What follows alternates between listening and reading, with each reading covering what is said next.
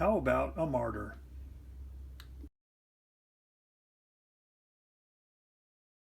Hi everybody, and welcome back to Plastic Models by a Regular Dude. And my next project, the TriStar 1/35 scale Marder III. First off, full disclosure, I actually started this kit quite some time ago, but I didn't get very far, so I'm not even sure how much I have done. So we're just gonna figure this as a new kit, because if I had any video footage, it's long gone. Also, have to give a big shout out to my friend Keith Short. Keith, thanks for hooking me up with this kit. He gave it to me, it's been probably a couple of years ago. But anyway, thanks Keith. Put on those specs and keep your eyes peeled. Let's see what happens with this one. As far as this video series goes, it's going to be my typical as of late. It will be a not a full build. It will be a periodic update build. So I'll work on some steps. Once I get those completed, I'll talk about them. If I want to demonstrate anything specific, I will do that on camera if I think it's helpful for other modelers. Otherwise, I'll do a lot of the building off screen and just talk in summary chunks about what I've done so far. So with that out of the way, let's move on to ScaleMates and see what it has to say about the heritage or lineage of this kit. This is TriStar kit number 35030, German, 7.5 centimeter, pack 40, blah blah, Panzerkampfwagen Marder III, Ausführung H. This was a new toolkit in 2007, and the only additional entries on ScaleMates is 2017. It had some new parts and was packaged by Hobby Boss. And there's a couple of more entries with new parts under the Hobby Boss label. But that's pretty much it. So let's go ahead and take a look at the contents of the box, or the box first. It's kind of a thick box, a very sturdy box. I don't know how important that is to people, but if you're storing kits for any length of time, it's kind of nice to have a good solid box so they don't get squished. And this is one of them. Nice illustration on the front by Yuji Asano. Photo etch parts included. Figures not included. On the side you have an illustration in Dunkelgelb there, and has some information about the actual vehicle. The other side shows a couple of other vehicles that are available from TriStar. And on the back it's got this cool black and white illustration that shows like a left front 3/4 view and a left rear 3/4 view. So it kind of gives you an idea, and I kind of like that it's black and white. It looks pretty neat. If you're one of those kind of people, and there are some, you got some groovy box art you could hang on the wall. Inside the box, we've got instructions and join the MRC sprue crew. MRC, Metal Rectifier Corporation, I think it was an importer for a lot of different brands. It may still be, but I know that was one of those things from back in the day. We got a sprue of tracks here, bunch of plastic, nice thick solid cardboard box. Yeah, so you can see here some of the stuff I'd already done. There's one of the seats, the floor, some photo etch. So let me get all this stuff arranged and we'll take a look at all of it. All right, let's look at the instructions first. And as I said, I worked on this before, so the instructions are kind of all folded weird, but I'm not going to go into a lot of detail on this. Just map style, unfold it kind of thing. Now, here's a couple of interesting things, and I noticed this when I was unpacking the plastic. We've got 2 A sprues and 2 B sprues. I'll get into that in a minute. Got a legend up here, and then you just dive right in. This thing's got a lot of interior going on because it's an open top vehicle, and this is some that I've already gotten done. We've got the Whoops. One of the seats here, and there's already photo etch going on, so that's, I do remember that was interesting. But anyway, we got all this going on here. Just more of that going on. Then there's a bulkhead, some parts that connect that. We'll get into that whenever construction starts. But it's very busy. There's a lot of stuff going on here, and I think that might have been why I put it away, because it was just a little bit too much at the time. More outside stuff. You can see there's a lot of parts here. There's a lot of detail. So anybody that likes a whole lot of detail and a lot of little parts, you're going to be pretty stoked, because there's lots of it. So there's 15 steps in all. And then we get into the colors and markings, and we've got 1 through 8. All of them are camouflage with the exception of this one here, which is number 6, 23rd Panzer Division, Eastern Front, 1944. Now, you may think, wow, what a cop-out. But that's the one I'm going with. And the reason I'm going with that one is because the last few German vehicles I've done have had camouflage on them, so I just want to put another just plain Dunkelgelb vehicle in my case. So there you go. I'm doing number 6. And then down here we've got our color callouts. We have Tamiya and GSI Krios Mr. Color, or the Aqueous Hobby Color, which is very similar in makeup to the Tamiya Color. Mr. Color is the lacquer, and then these Tamiya and the Aqueous are the alcohol-based, more of a hybrid type acrylic.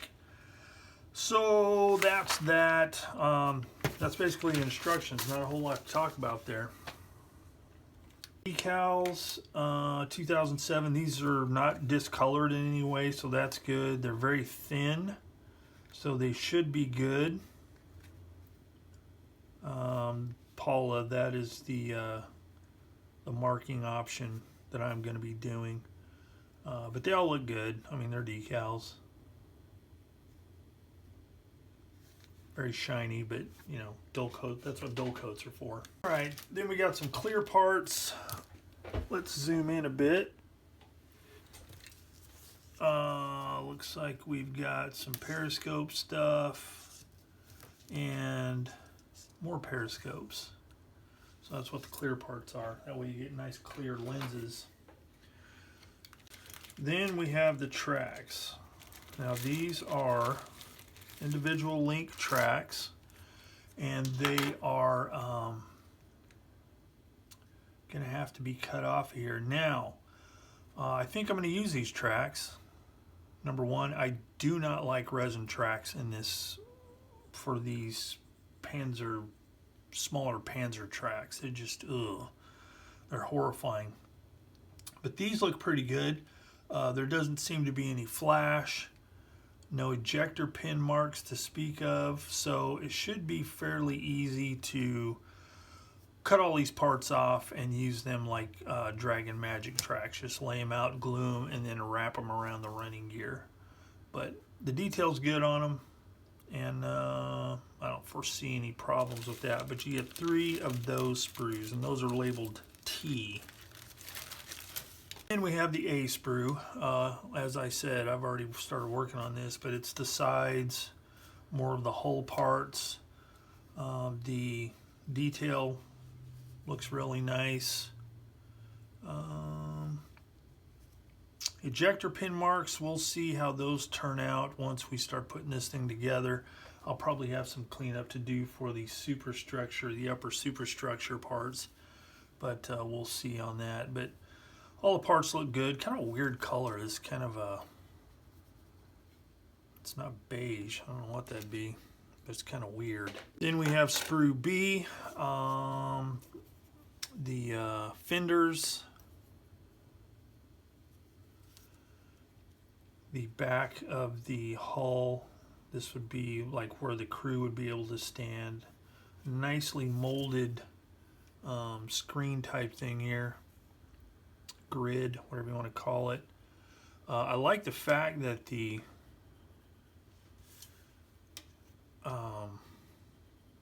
exhaust has been slide molded, so there's no halves to glue together. And I like this. That is a muzzle cover, so that'll be kind of cool. Now there's no aluminum barrel in this thing. However, this is a solid barrel. It's not two-piece. Looks to be straight, so the what do you call that? The mold seam line is very faint, and it looks to be, you know, properly aligned. It's not kind of cockeyed like they can be sometimes. So that should be fairly easy to clean up. And then the fact that this is like a muzzle cover, that'll eliminate any weird seams and stuff like that from putting together a muzzle. But all that looks pretty good there. So that's sprue B. Sprue C, the upper hull superstructure, and there are no ejector pin marks that I can see there. Now there's some on this shield, but because of the angle and because of everything that's going to be going on, I don't think those will be a problem. Probably won't have to clean those up, but the inside here, no ejector pin marks, so that's a good thing. They used their noodles when they molded this one. But all that looks good. Sprue C. Sprue D, a bunch of small hull parts and Pioneer tools, jack, just various and sundry small hull fitment parts. Okay, then we have two Sprue E, or Sprues E. That is the road wheels, and the rubber portion is separate. So that's kind of cool. I don't know that it'll be that beneficial because of the way I build, but it is kind of cool that they are separate. I mask everything off and spray stuff, so usually circular bits are not an issue, but you know, if you're using a brush, it'd be a lot easier to spray this and then spray this and then stick it on there, so that's pretty cool. But more, this is all suspension parts, leaf springs. Detail on those look good. The doesn't look too bad as far as mold seam lines, should be easy to clean up. And the front hull machine gun, which has been, as we like to say, slide molded. So the barrel is already hollowed out, so I won't have to mess with that. And then we have a Sprue F, no D, but we have a Sprue F, and that looks like ammunition and ammunition stowage and racks of some kind. Sprue H, more little teeny tiny pieces, including a fire extinguisher. Just a lot of small parts, man. That's some small stuff right there. Looks like we got our radios, but a lot of these parts went on here. Then here's where it got kind of interesting. I was thinking to myself, why are there two Sprue A's? Well, here's the other Sprue A, but here's something interesting. It's an AFV Club sprue, and this looks like the